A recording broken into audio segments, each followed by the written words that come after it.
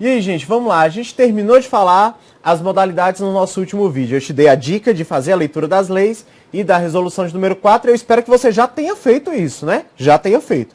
A gente segue aqui com mais um vídeo de Lei de Diretrizes e Bases. Eu sou o professor Carlinhos, você já tem acompanhado essas aulas. Sinta-se à vontade para fazer as suas dúvidas, trazer as suas dúvidas, que elas vão ser resolvidas. Não esquece também, você vai ter o seu material de apoio aí, estude por ele, faça a leitura da lei e a gente também está disponibilizando alguns exercícios para você treinar, né? Exercícios atuais. Então faz isso. O bom atleta treina todo dia. Faça os exercícios da Lei de Diretrizes e Bases. Qualquer dúvida, você tem os contatos aí, entre em contato que a gente vai resolvê-las. Seguindo em frente, vamos lá para o ensino superior. A gente vai falar aqui do outro nível da educação nacional. A gente já conversou sobre toda a educação básica, agora a gente vem lá para a educação superior. Ela não costuma cair muito em provas para professor de educação básica. Se você está estudando para professor de educação básica, você vai estudar essa parte, mas não é muito comum ela estar sendo cobrada nas provas. Mas quando você faz provas para pedagogo dos órgãos, né? Aquele que atua nos órgãos que não de educação, no STJ, na ENAP, na UNB, a gente tem um pedagogo que atua lá. Quando a gente fala dos cargos de técnico de assuntos educacionais, que atuam também nos diversos órgãos, na formação continuada dos servidores, este item costuma cair com bastante força. Então, fica atento que você vai ter a chance de acertar aí na sua prova, tá bom? Então vamos lá, ensino superior.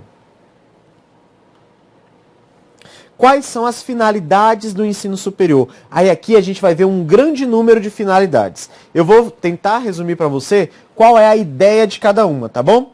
O primeiro, estimular a criação cultural, o desenvolvimento, o espírito científico e a criação cultural, o desenvolvimento do espírito científico e o pensamento reflexível. Senhores, grande parte das finalidades do ensino superior estarão ligadas a essa palavrinha aqui, ó. Estarão ligados à pesquisa. Essa é a grande palavrinha do ensino superior. Ele quer formar pesquisadores na ideia da construção e da constituição dos conhecimentos. Então, grande parte das finalidades estará ligadas à pesquisa. E aqui é estimular essa criação cultural, o desenvolvimento do espírito científico. E ainda, formar diplomados nas mais diferentes áreas do conhecimento, aptos para inserção nos mercados profissionais, no desenvolvimento da sociedade brasileira e que possam colaborar com sua própria formação continuada.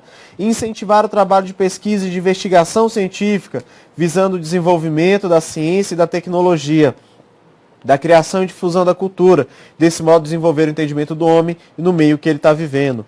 Promover a divulgação dos conhecimentos culturais, científicos e técnicos que constituem patrimônio da humanidade e comunicar o saber através do ensino e publicações de outras formas de comunicação. Senhores, este texto parece um texto muito subjetivo, mas em tese é o seguinte: estimular a criação e pensamento científico, formar diplomados nas diferentes áreas, incentivar a pesquisa e a investigação e ainda divulgar o conhecimento que é patrimônio da humanidade. Em resumo, são essas 4 ideias, tá bom? Vamos para as próximas finalidades. Suscitar o desejo permanente de aperfeiçoamento cultural e profissional e possibilitar a correspondente concretização, integrando os conhecimentos que vão sendo adquiridos numa estrutura intelectual sistematizadora do conhecimento de cada geração.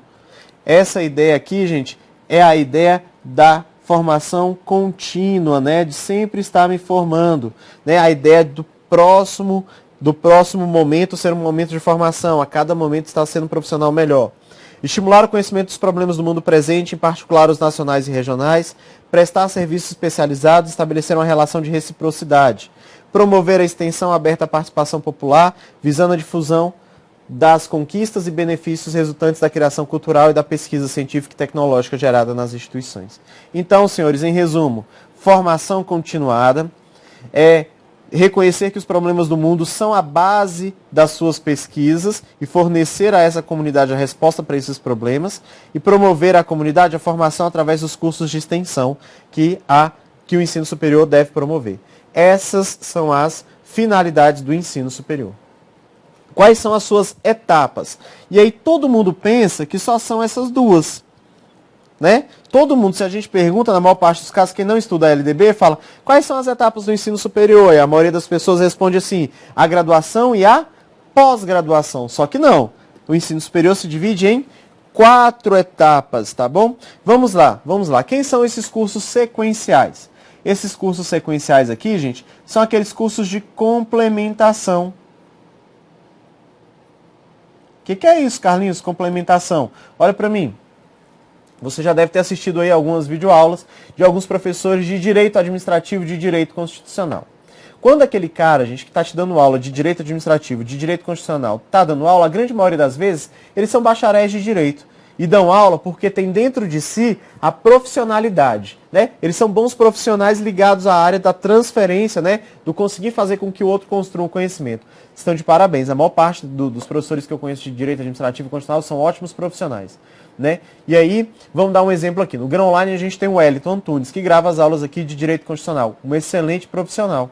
Esse cara, Carlinhos, ele é licenciado lá na graduação para dar aula? Não, porque geralmente o curso de Direito só dá a ideia de bacharel. Então, por que ele dá aula, Carlinhos? Porque ele tem dentro de si a forma de passar isso, uma forma didática de passar o conhecimento e ajudar na construção. Se por acaso ele quisesse dar aula, Carlinhos, numa rede regular de Direito, numa rede regular de ensino ou numa graduação, ele poderia fazer um curso de licenciatura? Poderia. E esse curso seria uma complementação pedagógica. Essa complementação pedagógica seria um curso sequencial. Esse curso sequencial é uma das etapas do ensino superior. Então ele já fez a graduação e faz um curso de complementação pedagógica. Essa complementação pedagógica que ele está fazendo é um curso sequencial. Tá bom? Então tá atento qual é esse curso, você achava que não sabia, mas existe, tá bom? O cara fez economia, quer dar aula de matemática, que é uma área afim, lá na educação regular, na educação básica. Ele pode fazer uma complementação pedagógica? Pode. Ah, fez nutrição, quer dar aula de biologia? Mesma coisa. Áreas afins com complementação pedagógica, eu posso dar aula na educação básica. Então, volta lá. O próximo é a graduação. A graduação, ela pode ser de dois tipos, a gente acabou de falar. Pode ser para bacharéis, né, o bacharelado, ou para licenciados, né, a licenciatura. Bacharel e licenciatura. A licenciatura está ligada à área do ensino. E o bacharel, a gente vai dizer que está mais ligado à área da pesquisa e do conhecimento. Aquela descrição que a gente usou lá, tá bom? Todo curso, Carlinhos, pode ter licenciatura? Pode, mas não é o normal, né, gente? Não é o normal. Ainda existe a pós-graduação, que se divide em 3, né? Quais são as 3? A especialização, o mestrado e o doutorado. A especialização, lato sensu. E o mestrado e doutorado, stricto sensu, né? É a área de pesquisa pós-graduação. Senhores, eita que minha letra tá bonita. Vamos apagar que eu não quero nem eu mesmo ver. Continuando, lá. A pós-graduação, ela tem como requisito básico a conclusão da graduação. Então, o requisito básico dela é essa. Assim como o curso sequencial também está ligado à graduação. Já os cursos de extensão, gente, os critérios são definidos pela própria instituição. A própria instituição vai fazer os critérios. Pode existir um curso lá, gente, de propagação de plantas, ou um curso de biotecnologia, né, para a pessoa entender qual é a noção de biotecnologia, ou ainda um curso de redação. Esses cursos são cursos de extensão, são ofertados à comunidade. E essa comunidade terão os critérios definidos pela instituição. Quem pode participar desses cursos? Ai, Carlinhos, então quer dizer que se eu fiz um curso numa faculdade, numa universidade, que não era um curso de graduação, era um curso de aperfeiçoamento lá, esse curso é um curso de extensão e é um curso superior? É um curso superior. Não serve para acessar um concurso público como curso superior, mas é um curso, é ofertado dentro da educação superior, tá bom? Essas são as etapas que foram descritas pela LDB. Agora, senhores, nós vamos entrar nas normas gerais da educação superior. Essas normas gerais servem para organizar tanto as instituições públicas como as instituições privadas. A gente achava que nem existia isso dentro da LDB, a maioria das pessoas acha isso. Mas existe, a gente vai conversar sobre elas agora, tá bom? Podem existir instituições públicas e instituições privadas, com diversos graus de especialização e de abrangência. Então a gente vai ter instituições maiores, menores, algumas com mestrado, doutorado, outras apenas com a graduação e especialização. Então, a gente tem a abertura de mercado para as públicas e privadas com seus determinados níveis de especialização e de abrangência. Todo curso, para ser iniciado, precisa de uma autorização. E essa autorização ela não é ad eterno, né? Ela não é para sempre. Ela tem que ser renovada. E essa renovação, Carlinhos, acontece como? Ela tem períodos de tempo e é passada por uma fiscalização. Essa fiscalização vai dizer se está tudo bem ou se não está tudo bem. Se não estiver tudo bem, a primeira etapa é a desabilitação desse curso naquela instituição. E aí pede-se para que haja correção, né? Ah, você deve ter mais livros na biblioteca, o maior número de doutores e mestres no corpo de professores, os laboratórios precisam ter mais materiais, são questões desse tipo.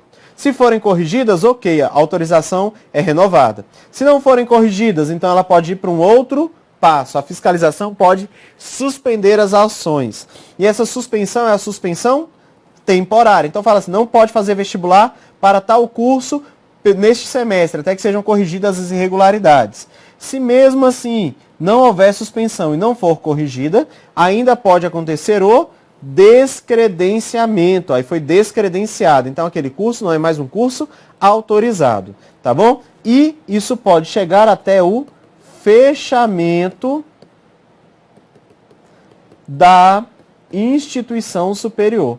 Fechou a instituição, é a pior das penalidades ligadas à autorização e à renovação dessa autorização. Tá bom, senhores? Então, sigam o caminho aí, é autorizado. Precisa de renovação, passa por fiscalização. Pode ser desabilitada, suspensa temporariamente, descredenciada ou ainda fechada. É alguns casos. E isso acontece geralmente com as instituições privadas, porque as públicas devem sanar as deficiências com alta celeridade. É uma das atribuições do poder público. Então, há o investimento do poder público para que essas deficiências sejam sanadas. A fiscalização acontece tanto para a pública quanto para a privada. Na pública é o poder público que o sana rapidamente. Já a privada, ela precisa da sua mantenedora fazer isso, tá bom? A educação superior, gente, ela precisa ter um calendário acadêmico. Esse calendário tem 200 dias de efetivo trabalho acadêmico. Esses 200 dias a gente está falando de um ano, né? Um ano acadêmico. Ele não necessariamente precisa coincidir com o ano civil, mas este planejamento deve ser um planejamento anual. Nesse calendário precisa estar descrita os cursos e atividades que vão acontecer no início deste ano letivo. Tem que dizer o que acontece de forma organizada para esse planejamento, tá bom?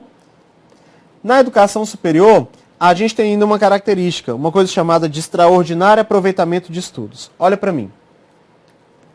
Esse extraordinário aproveitamento de estudos, ele é uma ideia de que o aluno já tem aquela capacidade adquirida, ele não precisa cursar aquela disciplina. Olha que engraçado.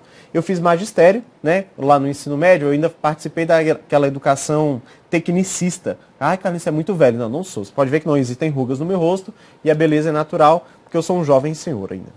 O tecnicismo, senhores, eu ainda participei das últimas turmas de magistério que a gente teve aqui no Distrito Federal.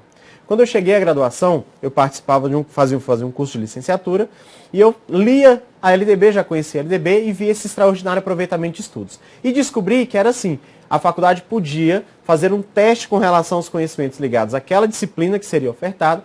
Se eu conseguisse um aproveitamento esperado, eu não precisaria cursar aquela disciplina. Então eu fiz uma solicitação lá na coordenação do meu curso. Falei, eu quero fazer a prova de didática, né? Tinha essa disciplina didática lá na minha graduação e eu já tinha cursado isso no ensino médio. Não posso aproveitar porque são em níveis diferentes, mas eu podia fazer uma prova que ia testar os meus conhecimentos. Então, a coordenação do curso construiu essa prova de didática para mim. E eu fiz a prova de didática. Ao final, ela foi corrigida, eu tinha tirado uma nota que era o suficiente para ser aprovada. Eu tinha tirado acima de 70%, que era a média da faculdade onde eu estudava. Quando eu tirei a nota, automaticamente no meu no meu histórico, apareceu lá na disciplina didática, crédito concedido. Por quê? Eu havia sido aprovado por um extraordinário aproveitamento de estudos. Então essa característica é uma característica do ensino superior, que muitas pessoas desconhecem porque a LDB geralmente não é lida essa etapa do ensino superior, tá bom? Qualquer pessoa pode pedir, Carlinhos? Qualquer pessoa pode pedir, tá bom? Ela vai ser testada, algumas faculdades preferem as provas, outras vão preferir outras formas, tá bom? Então, tome esse cuidado, existe essa característica. As universidades, faculdades podem usar o extraordinário aproveitamento de estudos como uma característica aí para saber se o aluno já tem aqueles conhecimentos ou não. Seguindo em frente. A frequência é obrigatória e precisa ser respeitada, né? Os cursos que forem e aí exceto, né, aquelas que são ofertadas na ideia de educação à distância. É presença obrigatória para quem faz curso presencial, tá bom, gente? Os cursos diurnos devem ter a mesma qualidade dos cursos noturnos. As faculdades que ofertam o curso no diurno e no noturno devem o fazer com a mesma qualidade que o fazem no diurno. Por quê, Carlinhos? Porque serão os mesmos profissionais que estarão no mercado, né? Não importa o horário que ele estudou. Por isso é que a qualidade deve ser respeitada, tanto dos cursos diurno quanto dos cursos noturno, tá bom? Indo em frente ainda sobre as normas gerais da educação superior. Os diplomas, eles todos têm validade nacional. Se você se formou, gente, numa faculdade, a faculdade não pode emitir diploma. A faculdade emite certificado. Então, o que ela faz? Ela procura uma universidade, apresenta a sua documentação de autorização, de credenciamento e reconhecimento e mostra para aquela universidade que o curso aconteceu bem. E aquela universidade vai emitir o diploma para aquela faculdade. E o diploma que você tiver tem validade nacional. Mas se por acaso você fez o seu curso em uma universidade estrangeira, qualquer que seja o curso, de graduação ou de pós-graduação, esses cursos todos devem ser revalidados. Como assim, Carlinhos? Eu preciso procurar uma instituição nacional a fim de que ela tome nota daquele curso, entenda se aquele curso foi feito nos moldes nacionais, se precisa que você comprove alguma coisa, e só a partir disso você vai ter o seu diploma válido no território nacional, tá bom? Então, se você fez graduação fora do Brasil ou pós-graduação fora do Brasil, precisa revalidar numa universidade brasileira, precisa procurar, tá bom? Não se iludam, gente, com falsas promessas de alguns mestrados ou doutorados fora do país. Algumas pessoas fizeram em alguns espaços, foram revalidados, mas alguns deles, alguns charlatões, costumam ainda fazer ofertas de mestrados e doutorados que não possuem credenciamento fora do Brasil, na área do Mercosul, alguns deles,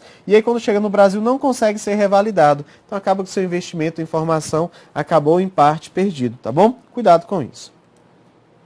Os alunos podem ser transferidos entre as instituições por processo seletivo. Pode fazer prova entre uma faculdade e uma universidade e admitir alunos no trâmite da graduação ou da pós-graduação através de uma transferência.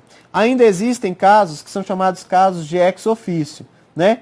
Por questões judiciais ou de remanejamento, o profissional sai de uma área e vai para outra e pode ser transferido de ex officio. O que é isso, Carlinhos? O pai da criatura que está estudando, fazendo a faculdade de biologia lá no Rio de Janeiro, né, na Universidade Fluminense, ele foi transferido aqui, ele é do Exército, foi transferido aqui para Brasília, para uma atuação aqui no setor militar urbano. E aí o filho vem com ele, que é o natural, né? A família viaja e se muda para cá. Ao chegar aqui, então, eu posso ter uma transferência de ex officio da faculdade que ele estava fazendo lá, da Faculdade Federal, né? Universidade Federal Fluminense, e veio para cá, ele pode ir para a Universidade Federal que está aqui no Distrito Federal, a UNB, né? Então ele pode ter essa transferência ex officio? Pode também. Todo curso, gente, de graduação e pós-graduação pode ter alunos especiais. Esses alunos especiais são o quê, Carlinhos? É aquele aluno, gente, que assiste a aula mesmo sem estar ainda, né? É assistir a aula mesmo sem ter feito vestibular ou processo seletivo. Ele acompanha o curso. É o que a gente chama do nosso aluno ouvinte, tá bom? Tanto na graduação quanto nas pós-graduações. Os processos seletivos de entrada no ensino superior devem ser orientados pelo currículo do ensino médio. E aí, a Base Nacional Comum, que foi lançada aí na última semana, é o instrumento que será utilizado para a construção dos processos seletivos, em especial do Enem, tá bom? O Enem, que é hoje o principal vestibular social, né, para as graduações aí no Brasil, será baseado na Base Nacional Curricular. A gestão democrática também deve acontecer lá na instituição superior, mas tem uma característica. 70% das pessoas que participam dos órgãos colegiados são professores. Tá bom? Então não há paridade, né? Não é 50-50. 70% das pessoas que estão lá nessa gestão democrática são professores. E existe uma carga mínima de trabalho para os profissionais. A carga mínima é de 8 horas de trabalho semanais. E eu estou falando disso nas universidades públicas. Tá bom? Essas são normas gerais. Tem mais normas gerais, Carlinhos? Tem. Segue comigo. Tem características, tá bom? A educação superior, ela tem como característica uma produção intelectual institucionalizada mediante estudo sistemático dos temas e problemas relevantes, tanto do ponto de vista científico, quanto cultural, regional e nacional. Toda faculdade deve ter pesquisa e, preferencialmente, uma forma de publicizar essa pesquisa. Então, geralmente, isso é feito através de revistas acadêmicas. Essas revistas que as faculdades têm aí, né? Revistas científicas. Então, essa é a primeira característica do ensino superior. Outra, pelo menos 1/3 do corpo docente terá pelo menos a titulação de mestrado e doutorado. Isso tem sido revisto para ampliar isso, mas pelo menos 1/3 dos professores que dão aula na graduação devem ter mestrado ou doutorado. Isso aqui é o mínimo. Muitas faculdades ainda não respeitam este mínimo, tá bom? E pelo menos 1/3 daqueles que lá trabalham tem que trabalhar em regime de tempo integral. Isso para quê? Para favorecer a pesquisa. Quando lá estão em regime integral, essa dedicação acontece, né? E essa dedicação para quê? Para que a pesquisa aconteça. É facultada a criação de novos campos do saber, novos cursos para essa faculdade, para essa pesquisa que deve acontecer na graduação. Tá bom? Vamos em frente. Quais são as atribuições das instituições de ensino superior? Elas precisam organizar, criar e extinguir dentro da sua sede cursos e programas de educação superior previstos nessa lei, obedecendo às normas gerais da União e, quando for o caso, do respectivo sistema de ensino. Devem fixar os currículos dos seus cursos e programas, observadas as diretrizes gerais pertinentes. Devem estabelecer planos, programas, projetos de pesquisa científica, produção artística e atividade de extensão. Fixar o número de vagas de acordo com a capacidade da instituição e a exigência daquela comunidade. Elaborar e reformular seus estatutos e regimentos em consonância com as normas gerais. Então, senhores, isso são atribuições que todas as instituições superiores precisam ter, tá bom? Ela organiza os seus cursos dentro da sua sede, abre ou fecha, fixa os seus currículos, estabelece planos e projetos de trabalho, número de vagas dos vestibulares que for abrir, reformula seus regimentos e seus estatutos. Ela confere grau, né? Tem a ideia da colação de grau, faz diplomas e dá outros títulos, firma contratos e convênios, aprova a execução de planos e projetos, administra os rendimentos e deles dispor a contribuição que a lei fizer e os seus estatutos, recebe subvenções, que são a ideia de transferências, doações, heranças, legados, cooperação financeira de acordo com os convênios que houver entre instituições públicas e instituições privadas. Todas essas são atribuições das instituições de ensino superior.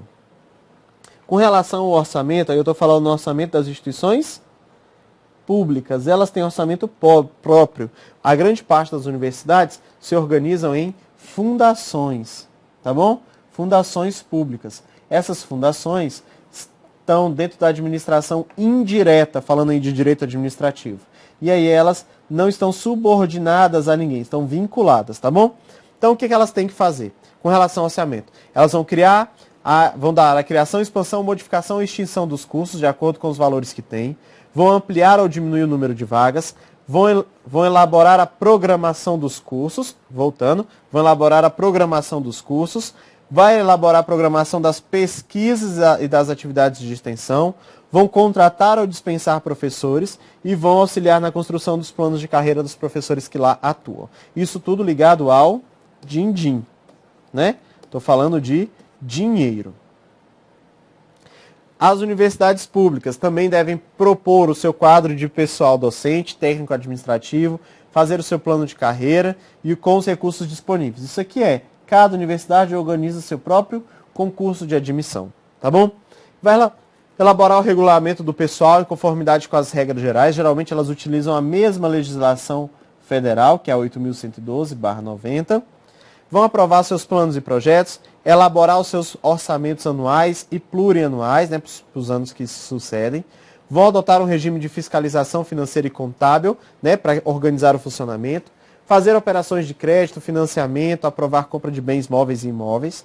Fazer transferências e quitações se forem necessárias para o bom desenvolvimento do trabalho que lá acontece. Senhores, elas são um órgão como outro qualquer, precisam dessas disposições administrativas também, tá bom? Paramos de falar de ensino superior.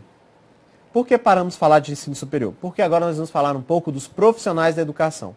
Então, olha só, a gente já conversou aqui sobre a educação básica inteira, né? A gente conversou sobre toda a organização da educação nacional, falamos dos níveis da educação básica, falamos da educação superior e agora a gente entra nos profissionais. Senhores, nós estamos chegando ao fim da nossa lei, tá bom?